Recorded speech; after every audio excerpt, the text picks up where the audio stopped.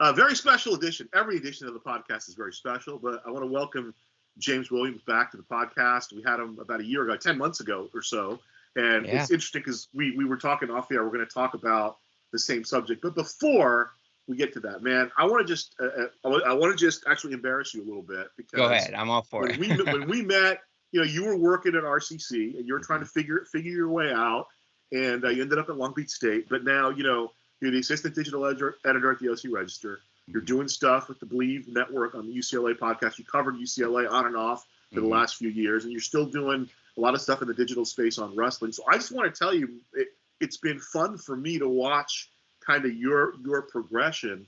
I remember we kind of first, I knew who you were at RCC, obviously, because we both worked at Riverside, but I got to know you when you were working, I think it was for the Press Enterprise, and you were compiling high school football highlights. So I would send you highlights from our games every week. Yeah, you were putting together a top. You're putting together a top 10. All of a sudden, you're on everybody's podcast discussing the subject you're going to talk about with me today. So before we get going, how's it been for you? You're still a young guy, right? What was RCC? RCC was what, 2015, 2016? It was about like 2015, 16, something like that. It had been a little while. I was there a lot longer than most students are, but when you're in the grind and it's your process, my friend. It's your process. Everyone's journey is different, and that's what I love about telling stories, right? Just telling stories, and I always find it fun when people remember my story. And some of the first people that I even follow on Twitter or that followed me, we still interact, and it's fun, just kind of like going down memory lane and like, I remember when you first started with the little Facebook page and all this stuff. So no, it's been great, and thank you for all that. And yeah, I think about bringing back those highlights all the time. And again, like I'm itching for high school football to start again here in the local area. So excited for that, excited just for football in general and just the future of football and where we're going. Obviously, the topic we'll be talking about here in a minute. The very high-priced elephant in the room, James. And so I was telling you, I had a busy day Thursday because I knew I had to get to San Diego for the show. So I woke up, I think I was up about 6 o'clock. I was getting things going, getting the emails going, returning the phone calls. And I get a Twitter message from my brother of all people, huge college football fan. Okay. And it was John Wilner's piece in the San Jose Mercury News that informed me that UCLA and USC were going to join the Big Ten, and they're awaiting confirmation. And obviously, we're nearly a week later here, and it has all been confirmed. You have been, not necessarily, I know you've covered USC also, but you've been deep in it at UCLA, football, basketball, the last couple of years. Did anybody see this coming? Was there any inkling, James, from your people this was coming? No, not really. No. I guess yes and no. It was funny because I do the UCLA podcast that you mentioned for the BLEAV Network, BLEAV in UCLA football. And I think one time I tweeted out, hey, if you guys have questions or comments for the show, let me know. Leave a tweet or whatever. And someone mentioned, I think threw it out there, and I don't remember if they said Big 10 or Big 12, but they said, hey, like UCLA is going to the Big 10 or Big 12. What do you think about this? And this is like at least a month and a half ago or whatever. And I'm like, there's no way. What are you talking about? Why would they leave? Where would they go? Why? It doesn't make any sense. And then what was it? Thursday comes around. My phone, I'm getting calls on my phone. I'm just waking up and I'm ignoring the calls. They're waking me up, but I'm ignoring the calls. And then I check my notifications and I see USC, UCLA headed to the Big Ten. And I'm like, is this a joke? I had to check the calendar and make sure this wasn't April Fool's because as a journalist, I hate April Fool's because back in the day, Kobe Bryant was going to retire, John Cena was going to retire from wrestling, this and that. So I no longer believe. But now you have all those. But James, we also have all those fake accounts on social media now. Oh yeah, that are spreading this stuff. Yeah, people don't vet. And so I'm like, I believe nothing. But John Wilner is very well sourced when it comes to the Pac-12 landscape. And if he's putting something out and he's going to put his name on it, then there's some truth to it. So if it's coming from Wilner, I'm like, well, here we go. So I started answering some of those calls back. People were calling me and whatnot. And the most impressive thing about the whole thing is, Rome wasn't built in one day, right? And neither could a deal like this where you're getting the movement the way you had it. But the way it all happened it didn't all happen in one day, but the time that we found out that, oh, this is a thing, this is going to happen, and then hours later it becomes official. How long of a buildup was this? How long did they know? And like, how long, was it an easy come to? I guess the whole thing is supposed to be like the conferences can't reach out to teams because then that's poaching, even though people are still calling this poaching. But I believe it came down to USC asking the Big Ten, hey, you want to take us on? And in the most wholesome crosstown love affair that is USC and UCLA, USC asked UCLA to kind of join in, and of course, for the UCLA side, it was a no-brainer, I would think, and it's a good move for UCLA just from a financial standpoint because they took a pretty big hit over the last couple of years financially. The numbers could be whatever. Obviously, the pandemic alone would probably put a lot of people in the red, right? But I think even just prior to that, whether it was a lack of just wherever the football team and the basketball team were before Lonzo Ball, I believe, I think there was kind of a bit of a hit that they took there financially. So they were looking to recover, and just the media partnership and contracts for the Pac-12 and what will likely be a hefty little raise for UCLA by joining the Big Ten will be significantly different, and they won't be hanging out in the red for much longer. That's for sure. Yeah, depending on what you read, various sources, UCLA has accumulated between $50 and $80 million in the red, and that's largely because they're paying coaches to not coach, and they owe a lot of money to coaches. Right. And so, I mean, depending on what numbers you read, I mean, the payout anywhere from 80 to 100 million a year in terms of media rights for the Bruins, so they can more or less put that debt to bed in a couple of years. In the first 2 years, they would start playing in the Big Ten with the fall of 2024. So by the fall of 2026, they would be free and clear and moving forward. The structure of it is interesting, and obviously USC, the appeal for the Trojans is the football brand, and then the appeal for UCLA is kind of the top to bottom, all the Olympic sports as well as the basketball, and then the alignment academically in terms of the research. USC is not a bad academic school either, but the UCLA, the research, I think now the Big Ten has 9 of the top, I think 20 research schools in terms of funding in the country, and there's a bit of a matchup there. But I'm going to ask you, I mean, you've been around the program, you've been around the people at UCLA, and from a financial standpoint, there is no doubt.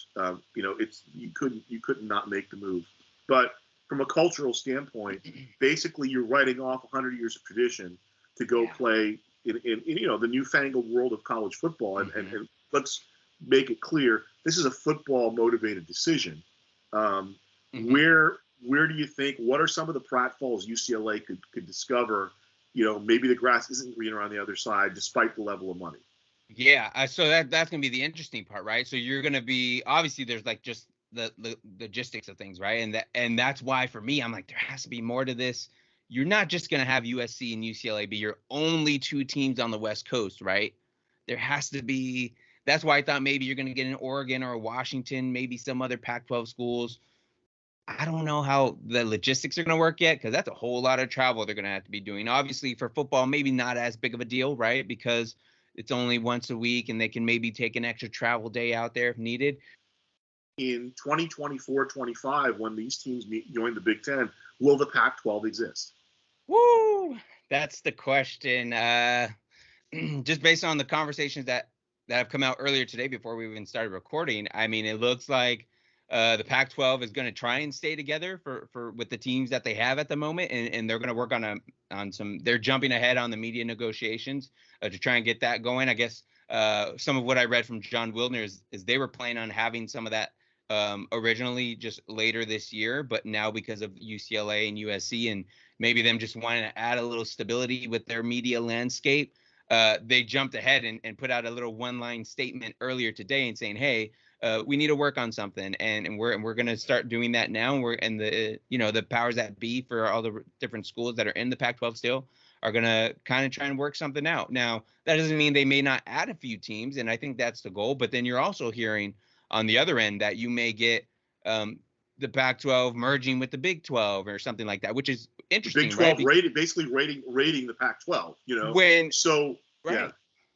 And it's interesting though, because when Texas and Oklahoma left, the Pac-12 had the opportunity to do that to the Big 12 and decided not to, right? They could have added a couple of those teams that were still in the Big 12 and decided not to, felt strong and comfortable with what they had. Obviously, USC, UCLA didn't feel the same way, but it just, some people are throwing out Washington, Oregon, the Arizona schools with Arizona and Arizona State, and maybe even Utah being teams that are options to go ahead and head to the Big 12. So we'll see how that plays out. It's kind of hard to say, right? I mean, we had a conversation last year, and I covered UCLA, and I'm like, oh yeah, the last thing I thought UCLA was going to do was move conferences, but you never know. And I think too, with the Big 12, if they're looking to add some teams and like they're going to keep what they have, if Oregon and Washington do decide to stay, for example, I think if Washington and Oregon leave, there's some trouble. I don't know if the Pac-12 is going to survive if those two schools leave. But if they're looking to add some teams, I think you look at a Fresno State, for me, someone who's, just watching them play a highly competitive game against UCLA on the football field and have had UCLA's number on the football field in the last 4 meetings, and most of those were in the Rose Bowl, if I'm not mistaken. And then you also look at a team like San Jose State. Maybe I just kind of throw in there because they're in California, but also the other team I have is San Diego State, who kind of made some noise and we're ranked there a little bit as a top 25 team. Maybe they get into the Pac-12. You never know. Well, listen, this is, and I think both Fresno State, my man Paul Loeffler is the voice of Fresno State, and they're great. They're a great program. And San Diego State, obviously, up on the Mesa, great program. If the Pac-12 is counting on Fresno State and San Diego State to save them, I mean, you better just put it to rest right now. Yeah. So we're in a situation. So the Big Ten right now is waiting on Notre Dame. Okay. So now Notre Dame's in a weird situation, because they're granted rights they have a grant of rights with the ACC, not for football, but for their other sports, right? The other sports, so could you bring football into the Big Ten and keep your other sports camped in the ACC? That's a question that probably would not work in terms of the TV money, right? So they have tons of money. So if they want to make a decision to move to the Big Ten, they will. So, but that will affect the Pac-12, because probably if the Big Ten, so right now the Big Ten's at 16. If they go to 18 with Notre Dame, they would probably take Stanford from the Pac-12 to collateralize, because I think Notre Dame and Stanford have played 24 of the last 25 years. Yeah. And then that opens the door potentially, as you mentioned, Washington and Oregon. Why are Washington and Oregon attractive to the Big Ten? Well, it brings the Seattle market, and it brings Nike. Yeah. Phil Knight and Nike. So everything I've read today, I think Wilner had another piece out today, and John Canzanaro, who's on his Substack. Basically, the fate of the Pac-12 hangs in Phil Knight's hands, because Phil Knight, at this point, he's kind of done doing everything he's doing. He's kind of almost like an elder statesman, almost like a kingmaker now. He tried to buy the Trailblazers. But let's go back to our podcast from last August. It was August 6th last year. And we were talking about when that move was made. I felt the Pac-12 needed to be super aggressive at that point. And we kind of worked it out between ourselves. Hey, go grab BYU. Okay, go grab Boise State, and then extend the footprint into Texas. Because so in the last week or so, since Thursday, since the whole thing with the Big Ten has been announced with UCLA and USC, it's become fashionable to bash Larry Scott. Okay, and listen, the guy deserves it. Okay, the TV deal blew up in his face, but it's interesting because I think what people don't mention is the two mistakes he made actually had nothing to do with the Pac-12 network. So. And our guy Raheel, mentioned it last year.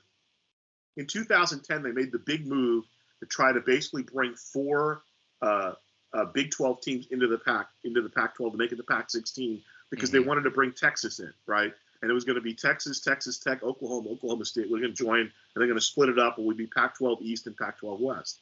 And so Raheel made a great point. He said, so initially, from what I understand, the administrators of Texas were ready to go to the Pac-12, but it came down to some of the good old boys with the money, and now we found out ESPN was kind of lurking behind, right? Yeah. So the boosters probably wouldn't have made the move had they not received assurances from ESPN, the whole Longhorn Network thing, right? Right. Raheel made a great point. He said, they said no once. you should have kept hammering on them. You know, you should have gone back to Texas every year because you knew Texas was the linchpin, right? If you get Texas, you would have gotten Oklahoma. You probably would have gotten Texas Tech, and if you get Oklahoma, you're going to get Oklahoma State, right? So that was the one misstep. I remember I was a kid, all the pain you see in my face, James. I'm a New York Jet fan since I'm 8 years old, and I remember when the Jets in 1990, that was the draft. Maybe 91. The draft where Brett Favre was in. They really wanted Brett Favre. And they didn't get Brett Favre because I think they were drafting 39th, and then the Falcons jumped up to 37th, and they drafted Brett Favre.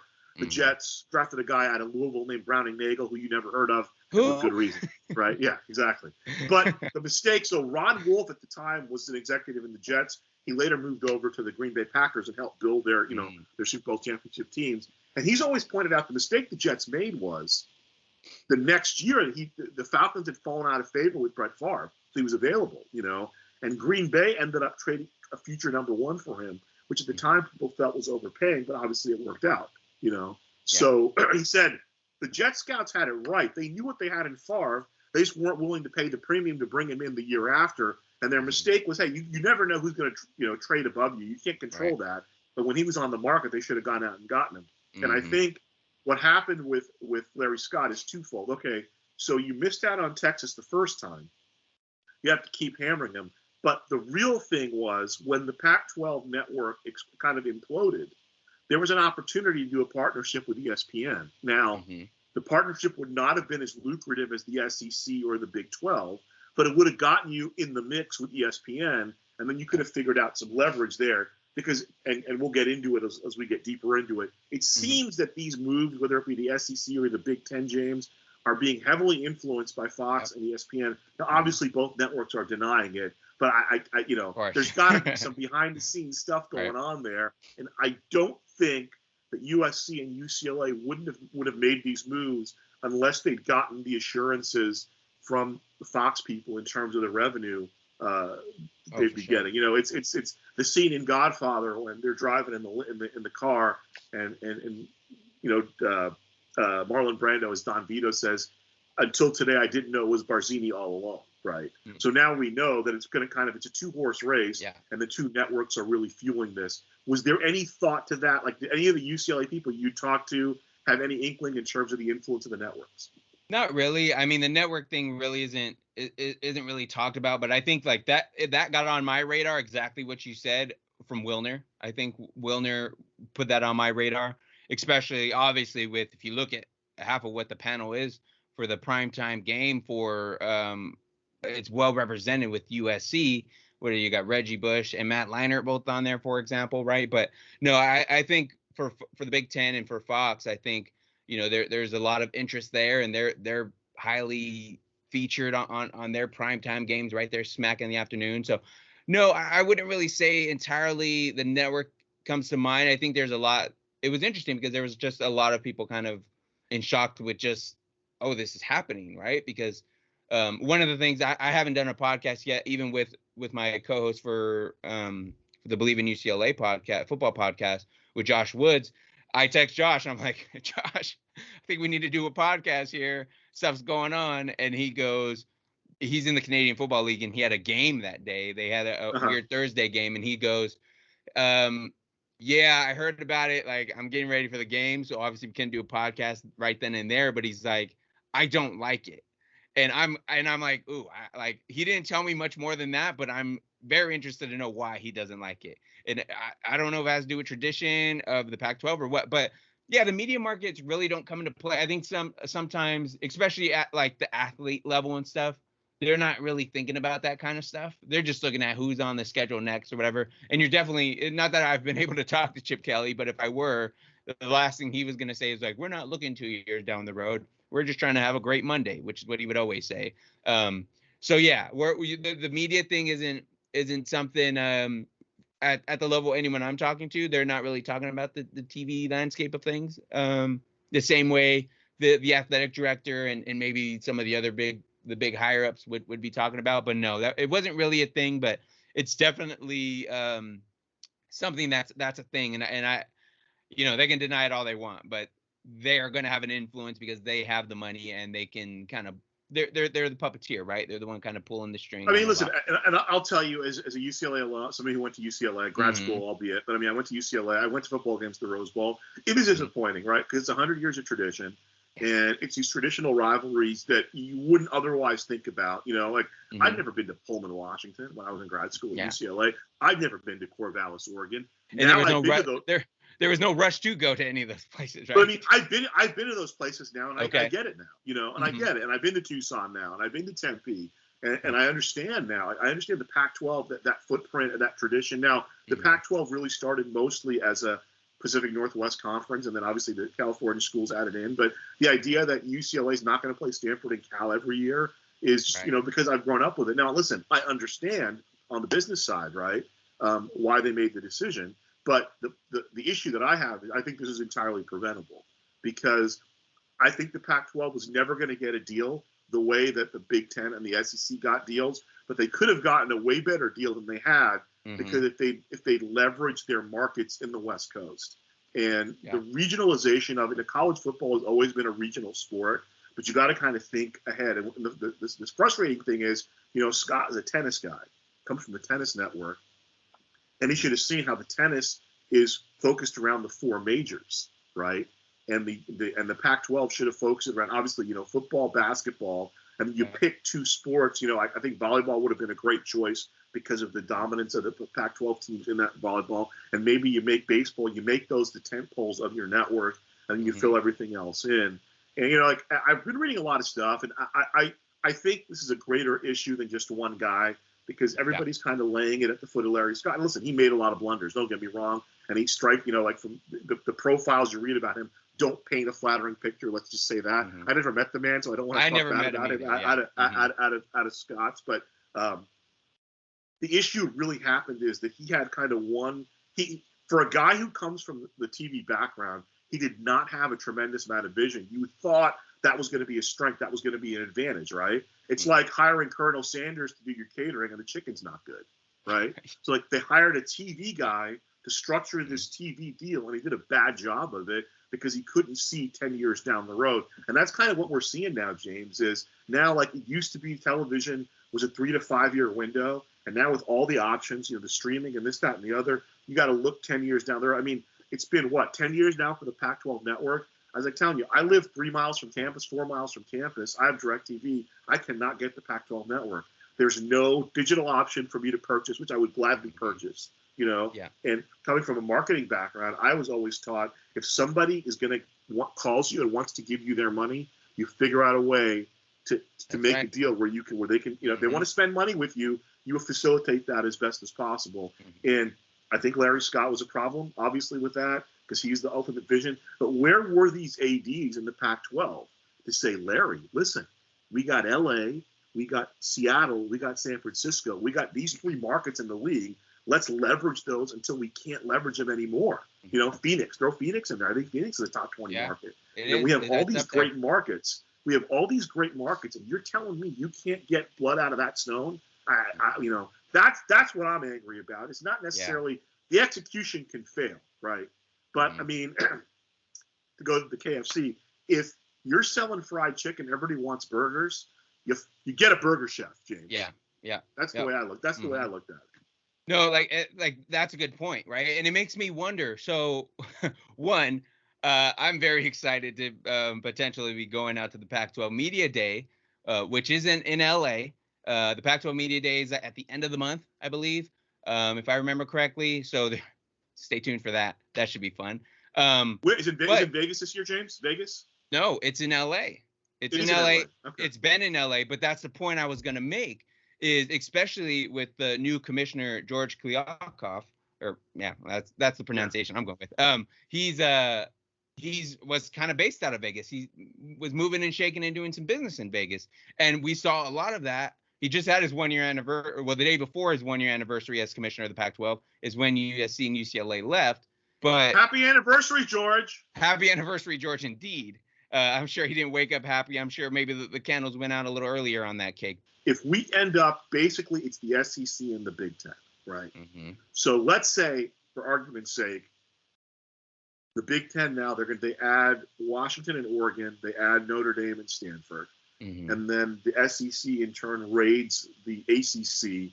They bring in Florida State, they bring in Clemson, they bring in Virginia Tech, and they bring in Miami, right? So now it's 20 and 20, you know? And then whatever the fallout of the Pac-12 and the Big 12, they kind of form, and I've seen anything from like 3-17, you know, they form like a super conference with 3 17 divisions or 4 16 divisions. I've seen either or. So now you have these 3 giant football entities. Now it's going to be 2024 till they can start at the very earliest, or I don't know when Texas OU joined the SEC. It might be a little bit sooner. But is there an opportunity? They can't go until 25, I think. Okay. So it's around the same time because it's the media deals, right? Is that enough time to work out? Like, can these schools say, you know what?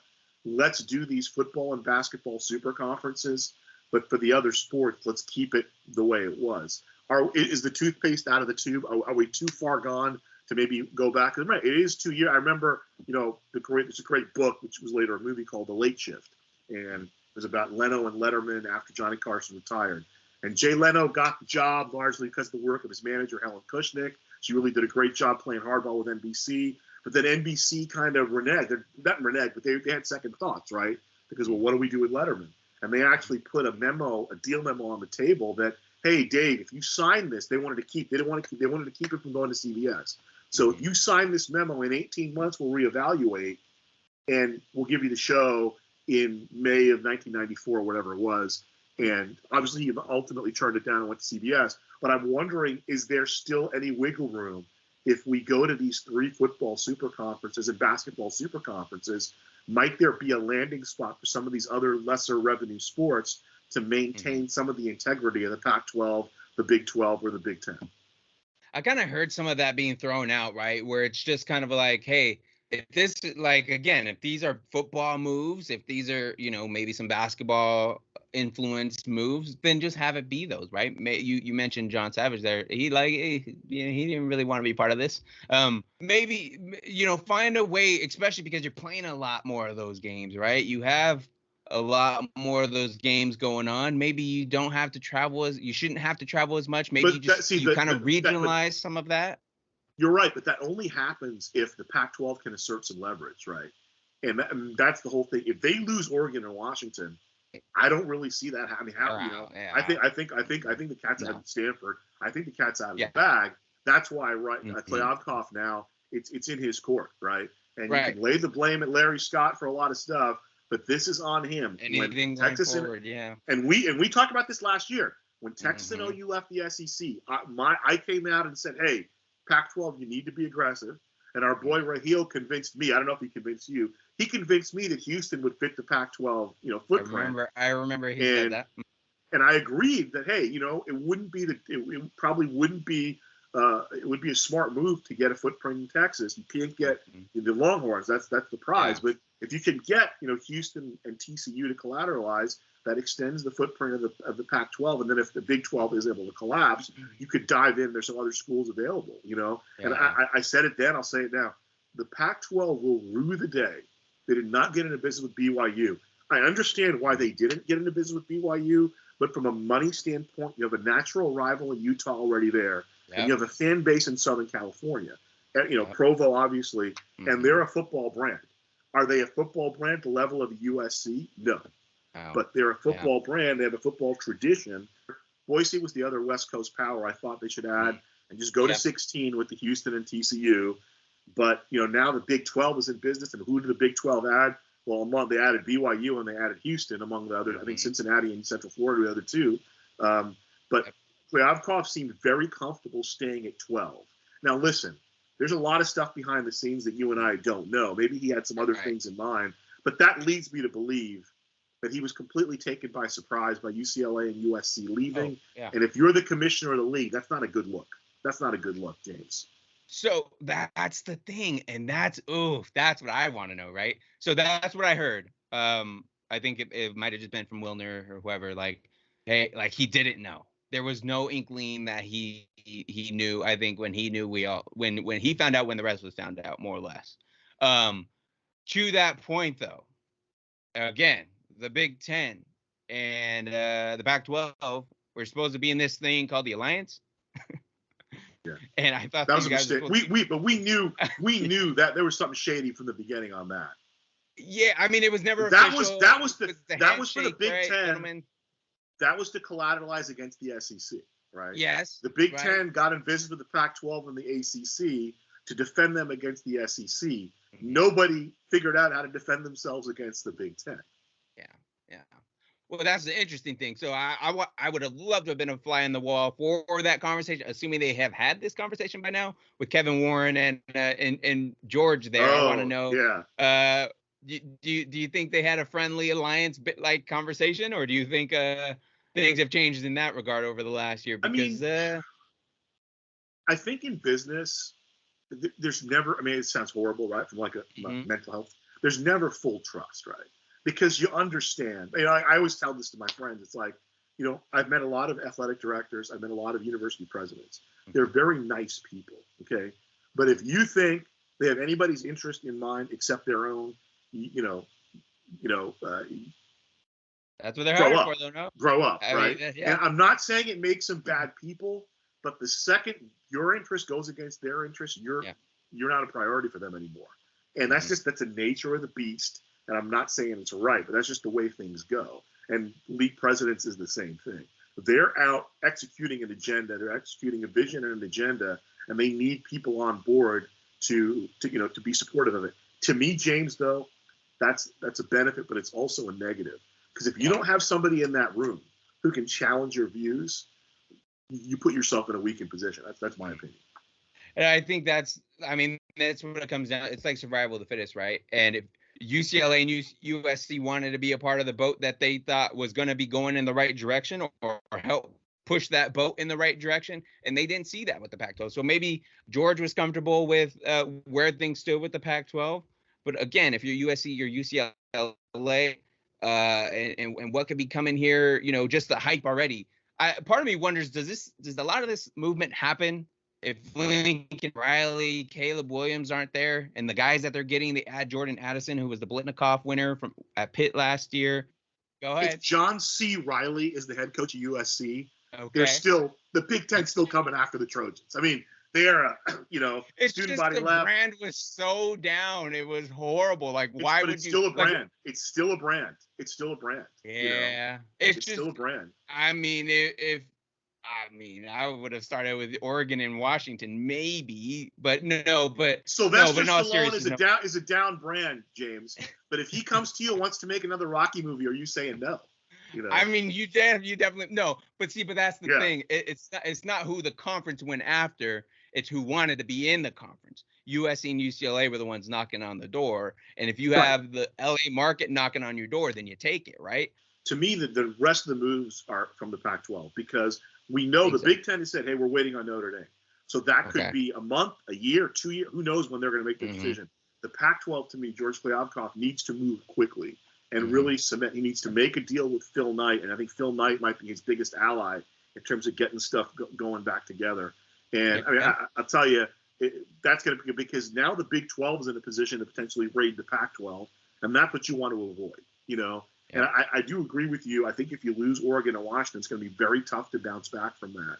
And you may see the end of the Pac-12, which to me would be really sad because I think it's been a fantastic conference, and I kind of grew up watching it, especially my association with UCLA, just so dialed in. But if 10 years ago, would I have thought that there was any inkling that USC and UCLA would leave together for the Big Ten? No, I do not.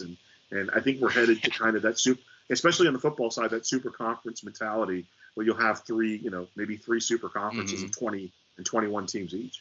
I think that's the thing too. It's like everyone kind of knows the super conferences are coming, and it's just a matter of when and how. But like they need to start working out some of these details now, and it kind of needs to be talked about instead of just adding. You're going to add a bunch of teams, and it's going to take 4 or 5 years before you do that. When are we actually going to get to super conferences? Well, you're on the clock, right? Because it's 2 years for the Big Ten, and this happened once before. There was a big reconstruction about 30 years ago that saw the dissolution of the Southwestern Conference, which had been a really big, with Texas and SMU and TC and all those schools kind of siphoned off to the SEC and to the Big 12. All right, let's wrap it up. James Williams, again, great to always chat with you. Gut feel. Will there be, if we talk, it's been about a year since our last conversation, when we talk next year, and hopefully it'll be more than that, but Yeah. let's say we talk next year at this time, will there be a Pac-12 conference? Gut feel. Yes. Okay. Yes, I think there will be. Okay. But that's only if Washington and Oregon stay. Okay. Yeah, But that's my next question was to Mm-hmm. you. All right, so what are the moves for the other leagues? So what's the Big 12's move now? Well, like you said, it's Notre Dame, right? Or Notre Dame for the Big Ten, right? But I think Right. Big 12. for So the who do Big they 12, go? So what we've heard is they're going to try to raid the Pac-12 for the Arizona Mm-hmm. schools, Utah. I think Wilner had that. Utah, Colorado, or maybe I think it was Dennis Dodds of CBS might have had that. There was that. I mean, that's why I'm also hearing the ACC, what they do there, right? I think we mentioned some of that already in them going to the SEC. I mean, they're Big Ten. No, the Big Ten. There's the Big Ten, a possibility for Clemson in some of those. Yeah, Oregon. I think and Washington Clemson wants SEC, right? Right, but like North Carolina and Virginia, because they have the football and the basketball to collateralize, with the Big Ten. Big Ten looking at the ACC as well, which would be interesting. So we may see no movement. We may see a lot of movement going forth. But all right, you're a Southern California guy, Downey kid, RCC, Long Beach State. Tell me, what do you think? What are the repercussions for Southern California? Particularly, you're a big high school football guy. Is this move going to benefit the athletes who may be considering UCLA and USC? And then tell me how you think it shakes out for the schools just in terms of football and the talent pool here in Southern California. Well, that's a good point. Like, so actually just alone we've seen, and this is even before the moves, the moves were even made, but just covering UCLA, they've benefited from they've been able to see a lot of 4-star guys and even a 5-star guy already early commits for UCLA. Both of them from the San Diego area. You had, what was a linebacker and a receiver, I believe, but they've had like 2 guys already, 4-star, 5-star guy. And I'm like, wow, this is almost too early. What's the situation here? Like, why is it's almost too early that there's still there's a lot of potential for flips. But if you start looking at some of these guys and knowing, hey, 2 years from now, you're probably not even, you join next year, maybe you're red shirt, you're not playing a year. Most of your career is going to be based on Big Ten, right? So you start looking at a lot of these guys, even as early as now, looking at their commitments going forward. They got Kamari Ramsey in this last signing class. He was a 4-star guy, a linebacker from Sierra Canyon. He's a local guy. They continue to they got Inglewood pretty good this last year with 3 guys, including Justin Martin. Obviously, Inglewood was known for running up the score on a team this past season at the high school level. But I think it can only mean good things. Obviously, USC is going to continue to get who they want, more or less, not who they want, because you're still competing with Alabama and them, but you become a lot more competitive, right? And I think that's an advantage for everybody involved, is that you at least want to be competitive.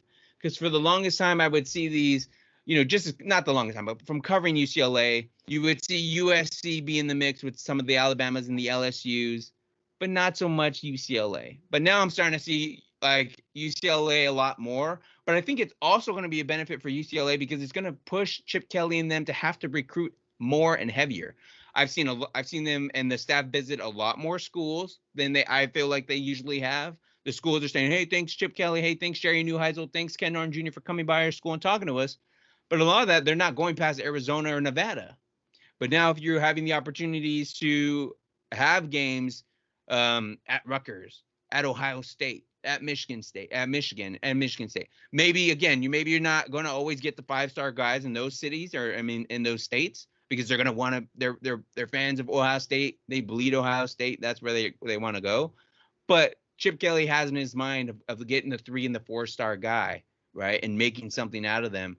And I think if he can get into some of these markets where, hey, your 4-star guy in Ohio may have just as much talent as any 5-star guy that could be out here in California, or that you can get in California, because all the big guys, they're going to be going to Ohio State and Michigan anyways. Maybe you have more of an opportunity to get those guys in the Big Ten Conference and play for USC or UCLA. But of course, it's always going to come down to the home schools, right? And if USC and UCLA were already in the Big Ten, and this was the time for DJ, Bryce, and CJ to figure out where they were going, I don't see how one, if not two of those guys aren't in a USC or UCLA right now, especially if you look at Bryce Young. Bryce Young won the Heisman Trophy for Alabama. To this day, he still says hometown Pasadena. How does UCLA not get Bryce Young? If he's like, oh, he went to like, how do you not cringe if you're a UCLA fan hearing, oh yeah, I grew up going to UCLA games, and you couldn't get the guy, I don't even know if he was in your top 10 or whatever. Like I don't think UCLA was even a top 10 for Bryce Young. But it's like, man, how do you not get him in your door? How do you not get DJ in your door? I'm curious. DJ's brother, Mateo, is a highly touted on both sides of the ball, tight end and defensive end or whatever position he wants to play. He'll have the body for it. He's been making visits to USC. He's been making visits to Oregon. Not so much UCLA. Well, they all said it was. They all actually said it was competitive. It was a competitive. Hey, the SEC is the most competitive conference. I want to play against the best. Mm-hmm. So maybe that benefits recruiting. It would have to, right? I mean, Ohio State's been in that mix. I mean, they've always kind of been one lot. If they lost to Oregon, so if they don't lose to Oregon and they went out the way that, well, they lost to Michigan, so there was that. But if they look pretty strong all the way up into that point, maybe they're still in the hunt. And the way they finished the Rose Bowl, people thought, they should have been in the mix. And they had some guys hurt too, but it's going to be competitive. And I mean, obviously Ohio State isn't the level of Alabama, but they're pretty dang close to it, especially for a team that's not in the SEC. So we'll see. It's hard to say, but I think everyone benefits. Again, I think UCLA just benefits from a financial standpoint. They're getting out of the red. And a credit to Martin Jarman too. I know we're wrapping things up here, but with Martin Jarman, the moves that he's made, right? Just in the sense, he got him through the pandemic, extended Chip Kelly, brought the Jordan brand and Nike to UCLA, got out of that Under Armour deal. So many this move now with the Big Ten, and that's all just 1 or 2 years. I'm excited to see what UCLA does from here as they continue to kind of, the basketball program is doing pretty good. Made that run into the Final Four there, not this past year, but the year before that. We'll see. It should be fun. I'm looking forward to it, and USC will be doing its thing this year, obviously too. Hey, listen, I mean, longtime UCLA fan, UCLA alum. It's sad to me that they're going to throw away 120 years of tradition. It's for a lot of money, though. So it's the old Chris Rock bit. I'm not saying they should have left the Pac-12, James, but I understand.